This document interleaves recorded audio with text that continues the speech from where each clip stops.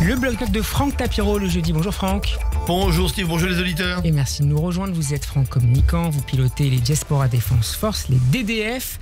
Rima Hassan et 5 membres de la flottille Madeleine devraient être expulsés donc aujourd'hui d'Israël, peut-être au plus tard demain, mais semble-t-il aujourd'hui quand même. Comment est-ce que vous réagissez à cette séquence d'abord et avant tout de communication? Bon, vous savez, je suis très heureux dès qu'on libère un otage. Donc comme elle se considère comme un otage depuis 24 heures, elle avait entamé une grève de la faim qui est plutôt un jeûne intermittent, comme l'a dit mon ami Simon Moss. Moi, je suis très heureux parce qu'au moins, non mais on va arrêter de blaguer, cette flottille que moi j'appelle la flopille, parce que c'est un flop intégral en termes humanitaires. En revanche, il faut le reconnaître, c'est un carton en termes de com. Ça qui est terrible, c'est qu'en fait, et c'est un communiqué. À votre avis, quels étaient les objectifs recherchés pour cette opération de com? Un seul, faire de la communication, mettre un petit coup de projecteur sur cette fausse flottille qui voulait soi-disant breaker, casser le blocus sur les eaux internationales, avec toutes ces conneries, vous savez, du droit international dont ils ne connaissent absolument ni une ligne ni un chapitre. Donc ils se cachent derrière un droit international, mais en fait tout ça c'est uniquement pour un coup de com. Et malheureusement, ça a marché. Donc la flopille a vraiment échoué, mais la flottille de communication a marché parce que, il faut le savoir, malheureusement, Rima Hassan a doublé pratiquement son nombre de followers. Elle est pas loin du 900 000 alors qu'elle est partie à 350 000, donc plus que doublé. Donc ça, c'est quand même terrible. Et finalement, regardez les trends, regardez tous les médias, tout le monde a fait le focus là-dessus. Donc malheureusement, le monde n'a pas compris qu'il s'est fait avoir par cette flottille qui n'avait rien d'humanitaire, puisqu'il y avait quoi? 2 paquets de farine, une baguette de pain, je pense, et encore peut-être, il faut vérifier dans les cales, ce qu'il y avait vraiment pour les Palestiniens. Ils se sont foutus de la tête des Palestiniens, foutus de la tête de la communauté internationale, et ils ont surfé sur cette vague. C'est on va dire la seule chose positive qui peut rester maritime, surfer sur une vague de trends positifs, puisqu'ils ont plus d'influenceurs. Et on a vu malheureusement qu'ils arrivent à créer, encore une fois en France, on a vu des centaines de rassemblements un peu partout, et notamment sans doute assez impressionnant à République. À 21h, place de la République. Oui, parce que comme elle a été libérée, comme on dit, parce qu'ils la prennent pour une otage, je fais exprès cette mauvaise blague, mais c'est par cynisme, ils vont évidemment la recevoir comme un héros, comme une néorine, exactement, alors qu'elle n'est passionnariat que de sa cause à elle. N'oublions pas qu'elle est franco-syrienne, elle n'est pas palestinienne, on l'a démontré plein de fois. D'ailleurs, elle ne veut pas nous attaquer, pourquoi? Parce qu'elle sera obligée de dire la vérité. Donc la mythomanie fonctionne, en politique aussi, surtout chez les insoumis.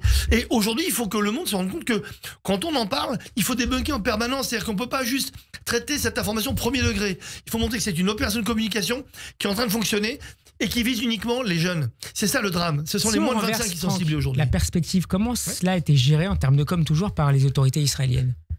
Très bien, parce qu'eux, ils ont évité toutes les erreurs. Parce qu'on sait qu'il y avait d'autres flottilles où ça s'est mal passé, où il y a eu des échanges de tirs, il y a même eu des morts.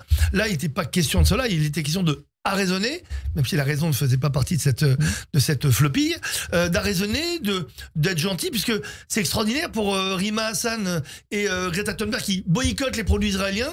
Elles n'ont pas boycotté ni l'eau, ni les sandwichs qu'on leur a donné à bord. D'ailleurs, elles l'accueillent avec un grand sourire. Donc elles ont été traitées évidemment comme des personnes qu'on arraisonne, même pas comme des ennemis, puisqu'on leur a proposé de rentrer dans leur pays, ce que Greta Thunberg a fait. Et Rima Hassan, vous savez, elle voulait être martyr. Donc c'était, non, je veux pas partir, je veux être martyr. Donc elle espérait même qu'elle tombe dans un escalier, qu'elle se cogne peut-être quelque part pour montrer, regardez ce qu'ils m'ont fait. Et d'autres exactions, bien entendu, qui n'ont jamais été commises en Israël. Donc, elle a tout fait pour être une martyre. Quand elle a vu que ça marchait pas, elle a même lancé la grève de la faim hier. Je suis une otage. Mais où est-ce qu'on a vu des otages qui connaissent, d'abord, qui peuvent partir quand ils veulent, qui sont nourris, logés, blanchis, qui peuvent repartir dans leur pays, et reçus avec des sourires et avec des sandwichs. Mais on se fout de la gueule du monde. Le problème, c'est que cette opération de com se poursuive après son retour à Paris. Mais bien entendu. Vous allez le voir.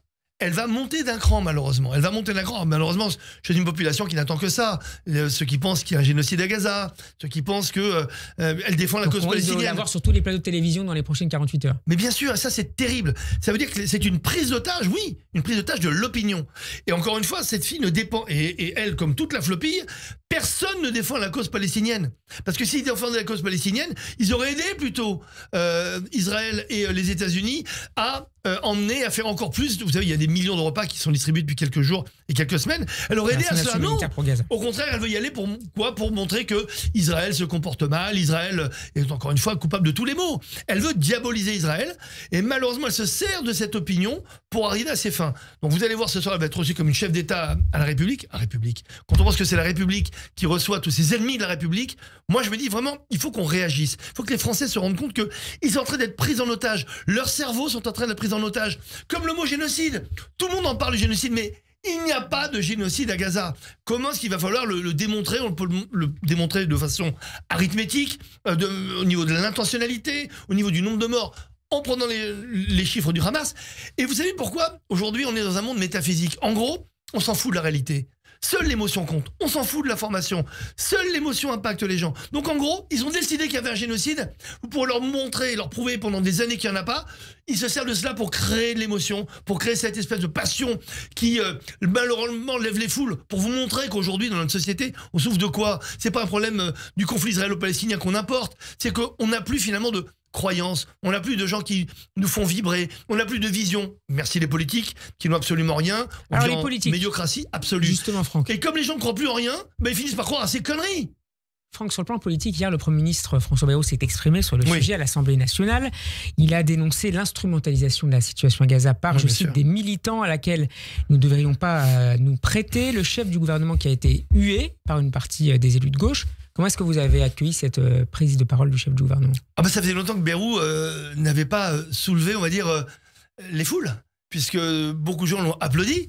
On l'a tellement applaudi d'ailleurs que tous les députés, je crois, LFistes et communistes, ont quitté le Sénat, ce qui est quand même extrêmement grave. Alors que là, il avait un propos qui était très mesuré. Il disait tout simplement: n'utilisons pas le mot otage à tort et à travers, comme le génocide. Donc finalement, il remettait un peu dans le cadre en disant on peut pas dire que Rima Hassan ou Greta Thunberg sont des otages, parce que si les vrais otages qui sont à Gaza depuis le 7 octobre avaient eu les mêmes possibilités que Rima Hassan et que Greta Thunberg, ça fait longtemps qu'il n'y a plus d'otages à Gaza. Donc il l'a fait en plus avec un peu d'humour, mais avec un trait d'esprit. Et surtout, il leur a dit: prenez conscience de ce que vous êtes en train de dire.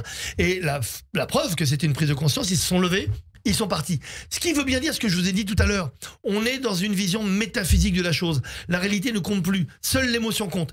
Même au Sénat, même à l'Assemblée nationale, il faut que les Français se réveillent, parce que si on commence à se laisser endormir avec, comme l'islamophobie, qui veut dire peur de l'islam, ça veut pas dire haine de l'islam, comme génocide, alors qu'il n'y a pas de génocide, ou apartheid, ça ils n'en parlent plus parce qu'ils ont compris que c'est la Gay Pride aujourd'hui, au moment où je vous en parle. Vous avez déjà vu, vous, certainement dans quelques, un pays d'apartheid avec une Gay Pride, et à Tel Aviv et à Jérusalem? Non mais on se moque de qui? Franck, pour terminer, je voudrais rappeler le contexte diplomatique important, puisque la France cherche à lancer une dynamique de reconnaissance, c'est le terme utilisé par la diplomatie, dynamique de reconnaissance d'un État palestinien par plusieurs capitales, et en même temps que celle d'Israël par certains États musulmans. Ce sera l'enjeu principal de la conférence internationale qui se tiendra la semaine prochaine à New York et que co-présidera la France aux côtés de l'Arabie Saoudite. Emmanuel Macron et la diplomatie française n'ont-ils pas mis un peu, Franck, la charrue avant les bœufs, alors que le Hamas est toujours au pouvoir, qui n'a pas été démilitarisé et que surtout 53 otages se trouvent toujours à Gaza? Ou la charia avant l'hébreu, peut-être, si vous voulez. Si vous voulez. Reprendre la table. Vous savez, c'est le 18 juin, il y avait l'appel du 18 juin. Là, c'est le coup de pelle du 18 juin que Emmanuel Macron et que tous les pays participants vont prendre sur la tête. D'abord parce que Trump a menacé tous les pays participants de sanctions diplomatiques sérieuses. En cas de reconnaissance. En cas de reconnaissance. Et deuxièmement, écoutez, heureusement que la langue française est magnifique et riche, mais on ne peut pas dire tout et n'importe quoi. Et quand on parle de conditions, des conditions préalables, ça veut dire a priori, pas a posteriori. Mais là, Emmanuel Macron pense qu'on peut décréter donc la reconnaissance d'un État de Palestine avec des conditions a posteriori. Et donc il va reculer, à votre avis? Mais je ne sais pas s'il va reculer, ou alors il va essayer de faire encore une fois une reconnaissance symbolique, métaphysique, d'un État métaphysique depuis 48, puisqu'il y a eu 5 occasions quand même au minimum pour reconnaître, pour avoir accepté un État palestinien, et les Palestiniens ont toujours refusé. C'est de l'histoire, c'est pas moi. Mais là, on parle de la Palestine. C'est qui les Palestiniens autour de la table? Où sont les dirigeants? Avec quelles frontières? Avec quel peuple? Quelle vision? Quel projet politique? Quelle reconnaissance d'Israël? Vous aurez noté, Franck, pour terminer, que Mahmoud Abbas a adressé une lettre à Emmanuel Macron pour condamner pour la première fois, il lui aura fallu 2 ans, les massacres du 7 octobre. Ça intègre aussi cette séquence diplomatique. Et un homme qui a une thèse fondamentale depuis des années, c'est la négation absolue de la Shoah. On ne voit pas qui est Mahmoud Abbas, un escroc qui a volé tout l'argent, un escroc aussi démocratique, puisqu'il refuse toute élection depuis 20 ans. Il met 600 jours à reconnaître, à traiter Kulb, fils de chien, le Hamas, mais on oublie de dire quand même que c'est un homme qui finance et salarie les terroristes et il indemnise leur famille. Donc ce mec, c'est même plus un serpent à langue fourchue, c'est un escroc. Et de voir Emmanuel Macron, que je pensais vraiment loin de toute naïveté, se prévaloir de ce courrier immonde pour dire regardez, il y a un espoir de paix dans la région, Mahmoud Abbas m'a écrit. Mais enfin, mais qui lui a écrit? Il y a un effet de source. Quand Mahmoud Abbas vous écrit, quand le Hamas vous félicite, ou quand le Hezbollah vous félicite et vous dit bravo, il faut commencer à se poser des questions sur ce qu'on dit. Merci beaucoup Franck Tabjerou d'avoir été avec nous. On vous retrouve sur YouTube et sur nos réseaux sociaux. À la semaine prochaine. À la semaine prochaine. Au revoir les auditeurs.